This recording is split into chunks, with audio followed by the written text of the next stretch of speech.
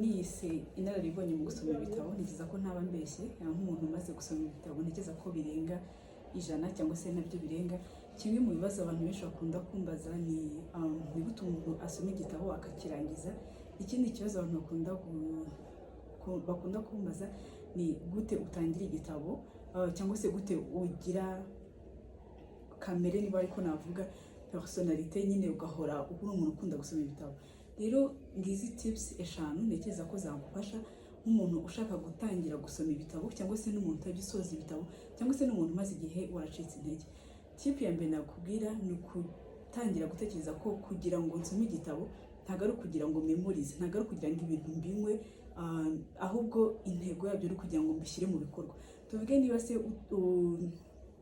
guza igitabo cyitwa The 4 Agreement, soma ibintu birimo kugira ngo ubikoreshe bikugirire umumaro, atari kugira ngo ubifate mu mutwe. Nusoma nk'umuntu uri kubinywa kwa kundi twamaga mu ishuri ibintu matieri, ntabwo bizakunda. We tekereza cyane kuri application, why ndi gusoma iki gitabo, ureke gutekereza cyane kwibanda cyane kumemoriza. Hari igihe urangiza chapitre ukibaza uti se ko nta kintu nibukamo.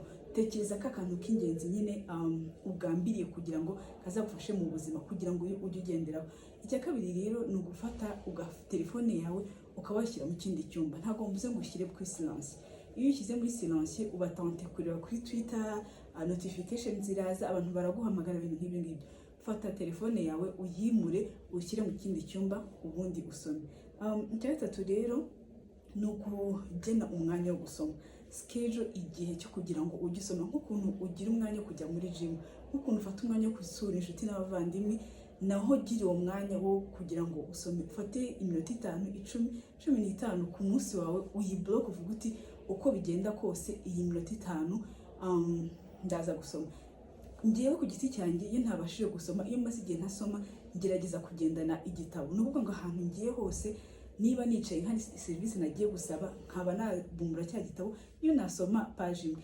Abakobwa hari ukuntu tugenda tukamara amasaha 2 muri salo, wenda ugiye gukoresha nk'inzara. Ni igihe cyiza cyane ufite agasoft kawe, igihe ari kugukorera ku kuboko, ukaba urimo urasoma ukoresheje akandi kaboko. Ntekereza ko kiriya gihe cy'amasaha 2 cyangwa angahe, niyo bari kukoza mu mutwe ufite iriya PDF kuri telefone yawe, ushobora gusoma. Ofite bigira intego, uvuga uti akanya kose mbonye kari libre, ndajya nkoresha nyine kugira ngo nsome ibitabo. Icya kane, gura ibitabo nka investment. Ntugatekereze ko ari kugira ngo ntago ari loisir, ntago ari just for nothing. Ni education, nuko ngo uri kwinvestisa mu bumenyi bwawe, uri kwinvestisa mu kwihugura, uri kwinvestisa mu kugira ngo nyine wabuka. Menya impamvu ugiye kugura ibitabo, ntukabigure nyine juste pour t'amuser, cyangwa se ngo ubitekeze ngo sinzagura igitabo kubera ko juste gihenze. Kigure kubera ko ari ikintu ukeneye, kizaguhindurira ubuzima, cyangwa se cyakugirira umumaro w'ibihe byose.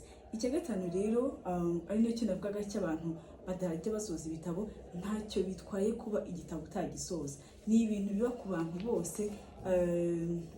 Nanjye bimbaho, hari n'igihe ngera hagati mu gitabo nkumva inspiration. Icyo gitabo rero cyanze, ntabwo force ushyira hasi, ugakomeza n'ubuzima, ugaterura ikindi.